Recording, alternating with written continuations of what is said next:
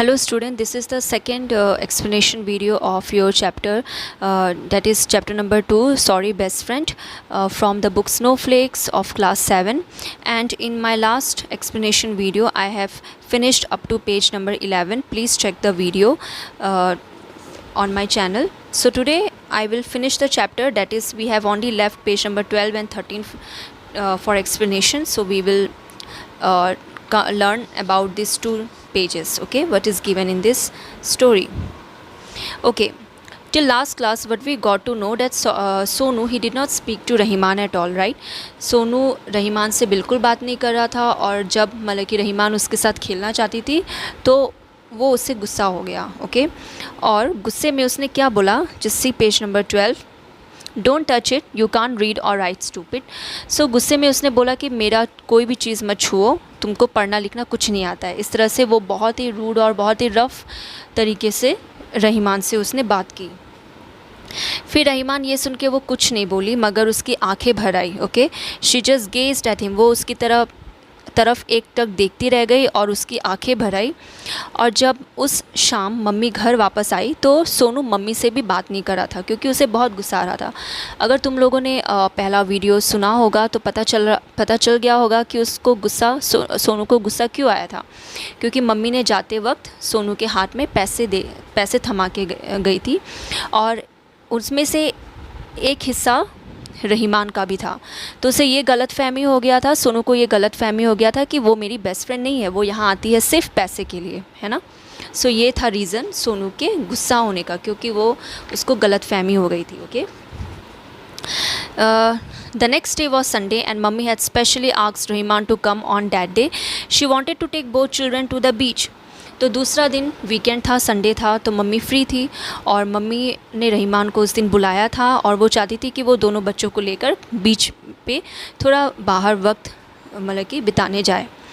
मगर सोनू फिर भी उस दिन भी वो बहुत गुस्सा था, उसका मतलब कि गुस्सा अभी तक उतरा नहीं। He walked ahead of mummy and Rahiman without saying a word. So Sonu जब वो तीनों बीच में गए तो सोनू पीछे पीछे गया, और मम्मी और रहीमान जो थे वो आगे आगे जा रहे थे। A cool breeze was blowing, the waves roared in the background and everywhere children were playing in the shiny sand. Some were making sand castles. So वहाँ का जो नज़ारा था वो बहुत ही अच्छा था। एक तो ठंडी ठंडी हवा वहाँ पे बह रही थी, और जो बीच में जो समुद्र का जो पानी था वो मतलब कि उसका जो वेव था उसका एक बैकग्राउंड साउंड आ रहा था, और आसपास सारे बच्चे खेल रहे थे, और वो लोग सैंड कैसल बना रहे थे, यानी कि बालू से कुछ ऐसे घर बनाना होता है, वो सैंड कैसल बोलते हैं, वो सब बना रहे थे। So everyone there, all the children, they are playing and doing some creative works, okay. Then after mummy ने बोला why don't you make sand castle too, तो मम्मी ने बोला कि तुम दोनों भी जाके सैंड कैसल क्यों नहीं बनाते हो, थोड़ा खेलते क्यों नहीं हो। Then Sonu and Rahiman settled on the sand and each began to make a separate castle, और सोनू और रहीमान जाके गए, बीच पे गए, और वो लोग बालू पे गए, और बालू के ऊपर वो लोग बैठ के सैंड कैसल बनाना शुरू कर दिया।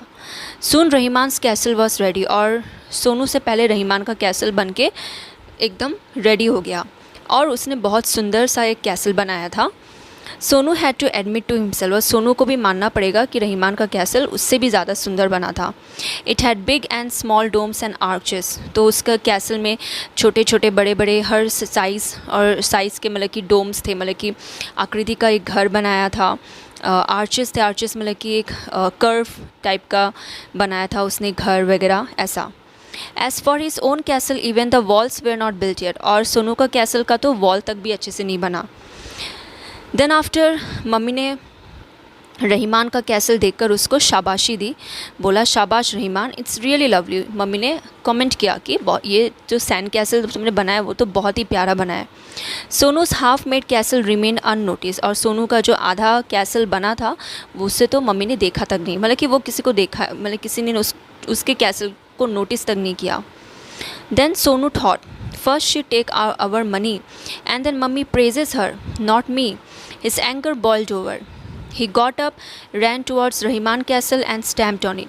तो सोनू ये मम्मी की जो तारीफ़ थी, जो रहीमान को मम्मी कर रही थी तारीफ़, वो सुन के सोनू सोचा पहले तो हमारे पैसे लेती है, फिर जाके मम्मी के सारे जो तारीफ़ें वो बटोरती है और मम्मी मुझे कुछ भी नहीं बोलती। तो ये सोच के उसका गुस्सा, उसका पारा और ऊपर चला गया, वो और गुस्सा हो गया और उसके बाद वो उठ खड़ा हुआ और वो जाके रहीमान के कैसल में अब जाके उसने अपना वहाँ पे अपना पैर रख दिया। तो रहीमान का कैसल क्या हो गया, रहीमान का कैसल पूरा बालू से बना था, तो वो बालू में मिल गया। तो मतलब कि उसने रहीमान के कैसल को बिगाड़ दिया। Rahiman gave a loud sob of surprise, he has broken my beautiful house. तो रहीमान भी ज़ोर ज़ोर से मतलब कि रोना शुरू कर दिया और बोली कि उसने मेरा ब्यूटीफुल मतलब कि सुंदर सा घर तोड़ दिया। Sonu fell dizzy with anger, और सोनू को बहुत ज़्यादा गुस्सा आने लगा था। वो मतलब कि एकदम उसको मतलब कि वो कप रहा था गुस्से से।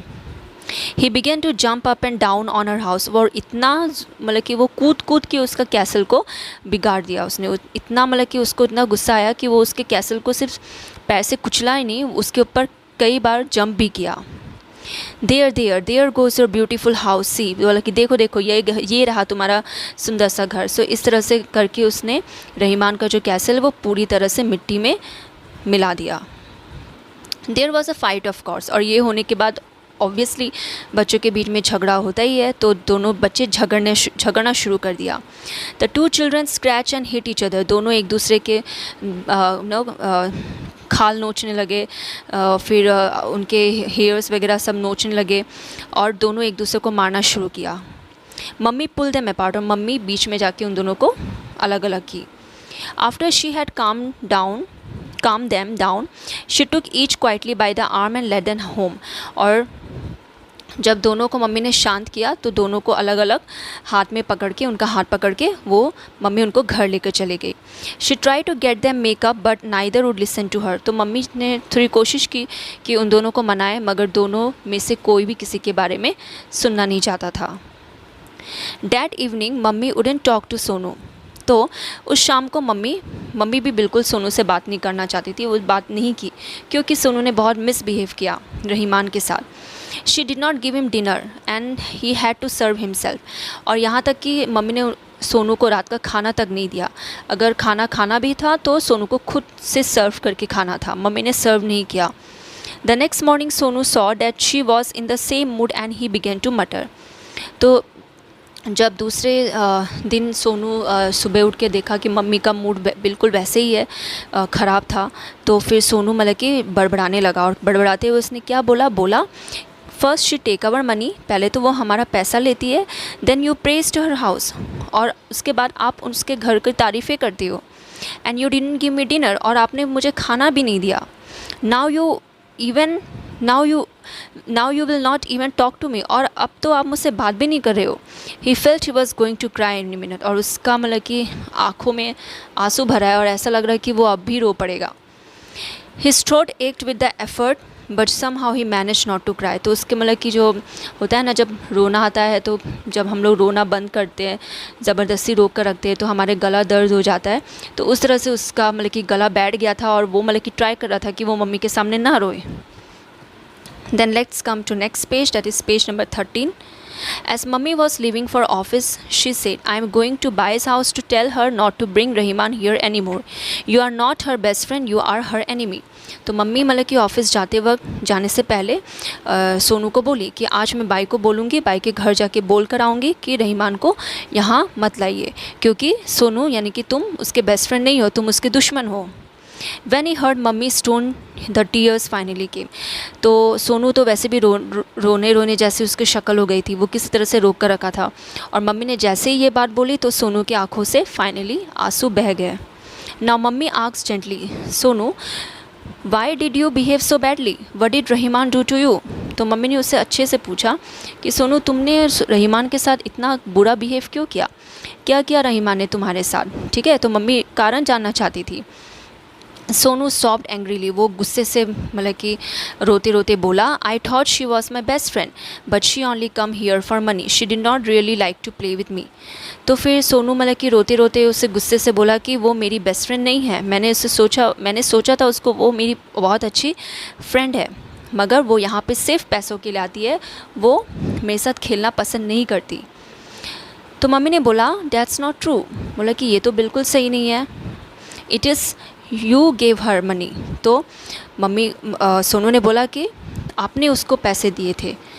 सोनू ने रिप्लाई किया कि नहीं, आपने तो उसको पैसे दिए थे। देन मम्मी ने बोला, Sonu I want you to come and see Rahiman's house, I will not go to office, go and wash your face. तो सोनू ने बोला कि आज मैं ऑफिस नहीं जाऊंगी, आज मैं चाहती हूँ कि तुम मेरे साथ रहीमान के घर चलो।